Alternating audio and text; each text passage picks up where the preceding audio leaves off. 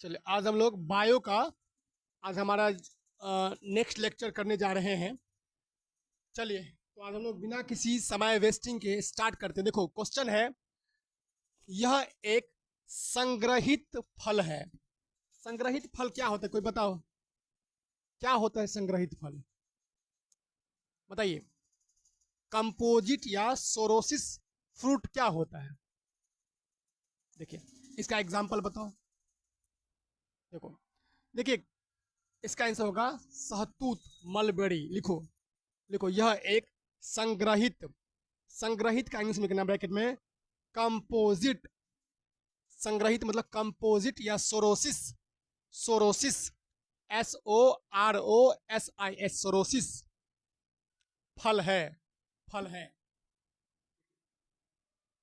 ठीक है, sorosis answer लिखो सहतूत, इंग्लिश में लिखो मलबेरी। देखिए देखिए देखो बच्चों, ये सहतूत होता है। देखो ध्यान रखना, ये आप लोगों को खाया भी होगा। देखिए देखिए ये सहतूत है। क्या है? सहतूत। सहतूत का मतलब होता है मलबरी। सहतूत मतलब क्या होता है? मलबरी। तो सहतूत का एग्जाम्पल कौन सा फल है बाबू? ये है संग्रहित फल। कौन फल? इसे बोलते हैं कंपोजिट। क्या बोलेंगे? कंपोजिट। अच्छा देखो दो फल हम बताते हैं, जैसे एक हो गया मलबरी, सहतूत जिसे मैंने दिखाया लाल लाल कलर का। दूसरा होता है कटहल, कटहल जैक फ्रूट। ये दोनों कौन फल है? संग्रहित फल के उदाहरण है। देखो संग्रहित फल में क्या होता है, ये फूलों के गुच्छों से मिलकर, फूल का गुच्छा होता है ना, से मिल करके एक फल के रूप में विकसित होता है। अच्छा ये संग्रहित फल क्यों कहते हैं? कई सारा फूल का गुच्छा मिलकर क्या बनता है? देखो संग्रहित फल क्या है, देखो कई सारा फूल का गुच्छा है, और मिल करके क्या बनता है? एक फल बनता है। उसे क्या कहते हैं? संग्रहित फल। आया समझ में? क्या क्या होता है? कई सारे फल के गुच्छे मिल करके एक नया फल का निर्माण होता है। जैसे एग्जाम्पल मैंने दो बोला, क्या क्या बोला? एक बोला मैंने मलबरी, दूसरा बोला जैक फ्रूट, कटहल। समझे? सहतूत और कटहल, ये दो किसके एग्जाम्पल है? संग्रहित फल के एग्जाम्पल है। तो लिख लो, नोट में लिखिए, सहतूत और कटहल संग्रहित। संग्रहित मतलब सोरोसिस। सोरोसिस, संग्रहित का मतलब होता है सोरोसिस। Sorosis, sorosis. ठीक है, सोरोसिस फल। सोरोसिस तो दो गो चीज में होता है। किस किस में होता है बाबू? एक तो कटहल में हो गया, एक क्या हो गया? एक हो गया मलबरी में हो गया। ये दो फ्रूट मत भूलना, सोरोसिस फ्रूट के एग्जाम्पल होते हैं। Sorosis in jackfruit and mulberry, ये दो एग्जाम्पल होते हैं। सोरोसिस एंड जैक फ्रूट और मलबरी के एग्जाम्पल। देखिए देखो समझो क्यों हो। देखो यहाँ देखो, ये फल का गुच्छा है। फल क्या है? यहाँ देखो गौर से देखो, फल गुच्छा दिख रहा है? एक एक गुच्छा में है जी। ये क्या है? ये क्या है? पाइनएप्पल भी है, पाइनएप्पल भी है। समझे? तो सोरोसिस में ऐसे ही होता है। ऐसे समझे? देखो ये दो एग्जाम्पल, एक है कटहल, एक क्या है? एक है मलबरी। एक क्या है? कटहल और मलबरी क्या होता है बताओ? हाँ?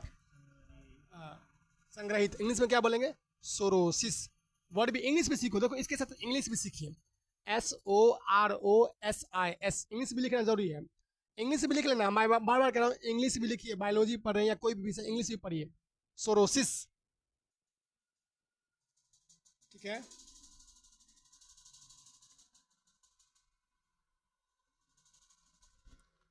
कोई दिक्कत? संग्रहित फूल क्या होते हैं? देखो यह एक अकेले फूल से नहीं बल्कि फूल के गुच्छे से मिलकर बनते हैं। किससे मिलकर बनते हैं? फूल के गुच्छे से मिलकर, पूरे फूल के गुच्छे से मिलकर बनते हैं। जब इस गुच्छे के सभी फूल आपस में मिलकर एक बड़ा मांसल बनाते हैं, उसे कहते हैं सोरोसिस। क्या कहते हैं? देखो कई सारे फूल मिल करके फूल का गुच्छा बनता है, इससे मांस तैयार होता है। कटहल देखे हो ना, कितना मांस जैसे होता है तो सरोसिस फल कहलाता है। समझ आया? तो 2 एग्जाम्पल नहीं भूलना आपको। कौन कौन एग्जाम्पल बोलेंगे? अंग्रेजी में बोलिए ना। जैक फ्रूट और इसको, और सहतूत मतलब मलबरी। ठीक, इंग्लिश से दोनों में याद करना। चलिए, आई होप समझ में आ गया होगा। ऐसा में तो फोटो भी दिखा ताकि समझ में आए। चलिए अगला सवाल देखो, एक क्वेश्चन लिखो। यदि दोनों जनक मतलब माता पिता, पेरेंट्स का रुधिर ब्लड ग्रुप ए बी है, तो उसके बच्चे का संभावित ब्लड ग्रुप क्या होगा? यदि माता पिता का ब्लड ग्रुप ए बी है तो उसके बच्चों का ब्लड ग्रुप पूछ रहा है क्या होगा। देखो बहुत आसान सवाल है। देखिए देखो, जैसे मान लो मैं बाप हूं तो ए बी, और मेरी वाइफ, उसका ब्लड ग्रुप क्या है? A B. तो माता पिता का ब्लड ग्रुप अगर ए बी है तो बच्चा का ब्लड ग्रुप क्या होगा? तो बच्चा का ब्लड ग्रुप होगा या तो ए होगा, या तो बी होगा, या ए बी होगा। ओ कभी नहीं होगा। लिख लो, ए बी या ए बी, ए बी या ए बी। ठीक है, ए बी या ए बी। देखो, अगर माता पिता का ब्लड ग्रुप क्या है? ए बी है, तो कभी भी उसका ब्लड ग्रुप क्या नहीं होगा? उसके बच्चे का ब्लड ग्रुप, वो लिख लीजिए। देखो, ओ ब्लड ग्रुप कभी नहीं होगा। ये लिख लो, ओ ब्लड ग्रुप कभी नहीं होगा बच्चों। अगर माता पिता का ब्लड ग्रुप ए बी है तो बच्चा का या तो ए होगा, या तो बी होगा, ए बी होगा, लेकिन ओ कभी नहीं होगा। ठीक है, कोई दिक्कत? ऐसा में क्या बोले? बोल। चलो, अभी 2 प्रश्न पढ़ाया। पहले मैंने क्या पढ़ाया? सोरोसिस फ्रूट्स किसका एग्जाम्पल बताया? कटहल और कटहल, पाइनएप्पल और ये मलबरी। ठीक, इस सब का एग्जाम्पल। चलिए, अब एक नया क्वेश्चन पूछा था, एग्जाम पूछा था, अपने फोन तक पहुंच नहीं पाने का डर। जैसे आपका फोन है, आजकल फोन है ना जी, जैसे मेरे पास वीवो का फोन है, मान लो कि है ही, कि तो ये पहुंच, हम फोन मेरा हरा जाए या फोन नहीं खो जाए, फोन को खोने का डर क्या कहलाता है? एक नया सवाल पूछा था एग्जाम में और बच्चे को नहीं हुआ था। देखो, इंग्लिश में डर का होता है फोबिया। डर का क्या होता है? फोबिया मतलब डर, किसी चीज से डर होगा तो फोबिया हो गया ना, कहते सुनते हो, जैसे कहता है फलना को फोबिया हो गया, फलना का फोबिया हो गया। तो फोबिया का मतलब होता है डर, भय। याद कर लीजिए, मोबाइल तक नहीं पहुंचने का डर होता है नोमोफोबिया। क्या होता है? NOMO, नोमो, PHOBIA, phobia. लिखिए, अपने मोबाइल फोन तक नहीं पहुंच पाने का डर कहलाता है, अपने मोबाइल तक नहीं पहुंच पाने का डर कहलाता है, वो कहलाता है नोमोफोबिया। नोमोफोबिया। ठीक है, मोबाइल तक एक्सेस अगर आप नहीं कर पा रहे हैं और आपको उसमें बार बार डर सता रहा है, बार बार उस पर ध्यान जा रहा है, OCD हो रहा है या ओवर थिंकिंग हो रहा है, it means you are suffering from what? You are suffering from nomophobia. Nomophobia. ठीक है, ये क्या होता है? नो, अच्छा, नोमोफोबिया कैसे है? देखो, नो, NO, नो, नो मतलब नो, मो, MO, मो मतलब मोबाइल, एमओ, नोमो। देखो, नोमो है ना, नोमो, NO मतलब no, mobile, MO mobile, phobia मतलब नोमोफोबिया होता है। इसमें फोन में खोने का डर, नेटवर्क से बाहर रहने का डर, बैटरी खत्म होने का डर, अत्यधिक चिंता होती है, बैटरी खत्म हो जाएगा, मोबाइल खराब हो जाएगा, डिस्प्ले टूट गया, बार बार तुम बैटरी के बारे में सोच रहे हो, मोबाइल खो ना जाए, बार बार मोबाइल को चेक कर रहे हो, नेटवर्क कट गया, 5G नहीं पकड़ रहा है, फलना हो रहा है, चिल्ला हो रहा है, ये क्या है? नोमोफोबिया होता है। ठीक है, हाँ? तो नोमो का मतलब लिख लो, फुल फॉर्म लिख लो, नो। नोमो का फुल फॉर्म लिख लो, नो मोबाइल। नोमो का लिखो फुल फॉर्म, NO, नो मतलब नो, मो मतलब मोबाइल, तो नोमोफोबिया, नो मोबाइल।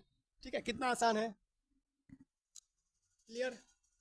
चलिए आगे बढ़े। देखिए बच्चों, ध्यान दीजिए इधर क्या बता रहे हैं। एक एंजाइम होता है जो वसा को पचाता है, वसा को तोड़ता है, कौन एंजाइम है? पहले तो ये पता करो, एक क्वेश्चन लिखिए, कौन सा एंजाइम वसा को वसा को वसा को पचाता है? कौन सा एंजाइम फैट को पचाता है? कौन सा एंजाइम फैट को पचाता है, डाइजेस्ट करता है? ऐसे लिखे, lipase, lipase, LIAPASE, lipase, lipase, देखो है ना, ध्यान दीजिए, लाइपेज, ठीक है, ध्यान दीजिए क्या कर रहा है। देखो बच्चों, तो पहले समझ में आया हमारे शरीर में क्या होता है, फैट। क्या होता है, हम खाना खाते तो क्या मिलता है, डल्ला वाला खाना खाएंगे तो क्या मिलेगा, घी में क्या मिलेगा, फैट मिलेगा। फैट हमारे भोजन के लिए उतना अच्छा नहीं होता है, ज़्यादा मात्रा में फैट खराब होता है। ध्यान दीजिए, अति सर्वत्र वर्ज्यते, अति हर जगह क्या होती, खराब होगी। तो हमारे शरीर में जो वसा होता है उसको पचाने का कार्य कौन करता है, लाइपेज। लाइपेज क्या है, एक एंजाइम है। क्या है, एंजाइम। ध्यान दीजिए, तो एक क्वेश्चन पूछेगा, देखिए, लाइपेज द्वारा वसा के जलीय अपघटन, लाइपेज द्वारा वसा को जब हम जलीय अपघटन, जलीय अपघटन मतलब, अपघटन मतलब होता है तोड़ना, अपघटन मतलब ब्रेक डाउन, मतलब उसको तोड़ना है, अपघटन, डिकम्पोजिशन होता है, उससे क्या मिलता है? देखो क्वेश्चन लिखो, लिखिए क्वेश्चन लिखो, लाइपेज द्वारा वसा के जलीय अपघटन, हाइड्रोलाइसिस, लाइपेज द्वारा वसा के जलीय अपघटन, हाइड्रोलाइसिस पर क्या मिलता है? ऐसे लिखो, वसीय अम्ल और ग्लिसरॉल, वसीय अम्ल और ग्लिसरॉल मिलता है। समझे, वसीय अम्ल और ग्लिसरॉल। क्वेश्चन लिखो फिर से, लाइपेज द्वारा वसा के जलीय अपघटन, जलीय अपघटन पर क्या मिलता है? ऐसे लिखो, वसीय अम्ल, वसीय अम्ल और ग्लिसरॉल, वसीय अम्ल और ग्लिसरॉल, ठीक है। अगला क्वेश्चन समझ आ गया? बोलो, एक क्वेश्चन बताओ, बताइए, प्राकृतिक रेशम की कितनी किस्में होती है? रेशम होता है ना, सिल्क, कल पढ़ाए थे ना, सिल्क किस अवस्था में प्राप्त करते हैं, बताइए, कल पढ़ाए थे, कोकून, वेरी गुड, कोकून अवस्था में बताए थे ना, कोकून अवस्था होती है इसमें, जिसे प्यूपा जो होता है वो एक अपना एक प्रोटीन का कवर बना लेता है, प्रोटीन क्या करता है, कवर, जिसे हम कहते हैं कोकून, रेशा। अच्छा, रेशा कितने प्रकार का होता है? 4 प्रकार का होता है रेशा। देखो, रेशा होता है क्या प्रकार का, और नेचुरल रेशा, नेचुरल सिल्क, प्राकृतिक रेशा कितने प्रकार के होते हैं? 4। एक बार लिख लीजिए, देखिए, प्राकृतिक रेशम मुख्यतः कितनी प्रकार की होती है? प्राकृतिक रेशम मुख्यतः 4 प्रकार की होती हैं। देखो, पहला सहतूती, देखो सहतूती, मलबरी, मलबरी, दूसरा होता है टसर, तीसरा होता है एरी, चौथा होता है मूंगा, ठीक है, लिख लो, लिखिए, सहतूती पहला होता है सहतूती, दूसरा होता है टसर, क्या होता है, टसर, तीसरा होता है एरी, चौथा होता है मूंगा, ठीक, समझे? टाइप्स ऑफ नेचुरल सिल्क, देखो ध्यान दीजिए, कितने प्रकार का था बोलो? 4 प्रकार का सिल्क होता है। देखो, देखिए, देखिए, यहाँ देखो, 4 प्रकार का सिल्क होता है। कौन कौन, जोर से बोलो? हाँ, मलबरी सिल्क, देखो, देखिए, सब सिल्क, चारों सिल्क देख लो, बढ़िया फोटो देख लो, सबसे बढ़िया होता है, एक ध्यान रखना, सुनिए, मलबरी सिल्क जो होता है सबसे बेस्ट क्वालिटी सिल्क होता है, सबसे अच्छा सिल्क। देखो, ये महिला जो साड़ी पहनी है, कैसा सिल्क है बताओ? अरे कैसा सिल्क है ये? Mulberry silk. कौन सिल्क चाहिए? मलबरी सिल्क, ये सबसे बेस्ट हाई क्वालिटी सिल्क होता है, समझे? ध्यान के द्वारा सुनो, महिला कैसी सिल्क पहनी है? Mulberry silk. सबसे बेस्ट सिल्क कौन सा होती है? सहतूती। क्या होता है? सहतूती। नहीं भूलना है आपको, समझा? यहाँ देखो ये मलबरी सिल्क है। इसमें फोटो अगर नहीं दिख रहा है तो इस पर आप गूगल कर सकते हैं, मलबरी सिल्क, मलबरी सिल्क। चलो सेकेंड लिख ले, टसर। क्या बताए थे? टसर। तीसरा होता है एरी। क्या होता है? एरी। चौथा होता है मूंगा। तो प्राकृतिक प्राकृतिक सिल्क कितने प्रकार के होते हैं? 4 पर। कौन कौन होते बोलो, याद करो। पहले सबसे बढ़िया सहतूती, मतलब मलबरी, हाँ ठीक है, मलबरी सहतूती, और तसर, एरी और मूंगा। मलबरी, आ, तसर, एरी और मूंगा। ठीक है, चले अगला सवाल। आगे लिखिए, लिखिए H5N1 किसके द्वारा होता है? लिखो H5N1, H5N1 किसके द्वारा होता है? देखिए ये एक वायरस के थ्रू होता है। H5N1 जो है मैंने पढ़ाया था, ये एक बर्ड फ्लू का नाम है। इसे हम लोग बर्ड फ्लू कहते हैं। इसे हम लोग समझे क्या कहते हैं बाबू? बर्ड फ्लू, H5N1 है ना। एवियन इन्फ्लुएंजा, पक्षी को जो इन्फ्लुएंजा होता है वो होता है H5N1। इसमें बहुत ही सारा पक्षी मर गया था। ये जो वायरस फैला हुआ था, अभी भी कभी कभी कहीं कहीं फैलता है, तो बहुत सारा पक्षी क्या जान ले लेता है। कौन वायरस? H5N1। ये किससे फैलता है? वायरस का हिंदी, वायरस का हिंदी बैक्टीरिया। देखो देखो कंफ्यूज मत हो। देखो वायरस का हिंदी होता है विषाणु, अब बैक्टीरिया मतलब जीवाणु। बोलिए, बैक्टीरिया मतलब जीवाणु, और वायरस मतलब विषाणु। तो याद कर लीजिए। तो H5N1 वायरस से होता है। किससे होता है? अर्थात विषाणु से होता है, बैक्टीरिया से नहीं होता है। कौन वायरस? इसे क्या कहते हैं? Bird flu. क्या कहते हैं? Bird flu virus, bird flu virus. ठीक, तो याद कर लेना इसको। ये खास करके मुर्गी मुर्गा से में भी कई बार हो जाता है, समझे? देखो ये बर्ड फ्लू वायरस, देखो मुर्गा को कैसे लपेटा हुआ है, वायरस का चिन्ह। समझे? कौन वायरस बोलो? Bird flu virus. अगला सवाल, ओजोन बायोस्फीयर को बचाती है। देखो ओजोन जो है किसको? ओजोन जानती हो ना? O3, very good. बायोस्फीयर को बचाती है किससे पता है? पराबैंगनी किरणों से। देखो ओजोन तुमको पता है ना, ओजोन परत पढ़े हो ना। देखो क्या होता है, सूर्य से खतरनाक पराबैंगनी किरण निकलती है। ध्यान दीजिए, सूर्य से क्या निकलती है? डेंजरस, लीथल, डेडली, मतलब इतने खतरनाक हो वायरस अति वो निकल किरण, जो डायरेक्ट अगर हमारे पास स्किन पे पड़े तो हमारे स्किन कैंसर, मोतियाबिंद हो जाता है। समझे? जैसे चाय छनी, चाय बनाते हैं ना, तो चाय नीचे चल जाता है, चाय पत्ती छना के ऊपर फेंक देते हैं। हाँ, तो सेम काम करता है, ये छन्नी की तरह है। कौन? ओजोन परत सूर्य से निकलने वाली खतरनाक किरणों को रोक लेती है, और जो भी किरण फायदेमंद है उसको क्या करती है? आने देती है। समझे? तो कोई भी पूछेगा कि ओजोन बायोस्फीयर को बचाती है, किससे बचाती है? हाँ, हाँ, पराबैंग अल्ट्रा वायलेट रेज से, यूवी किरणों से। किससे? यूवी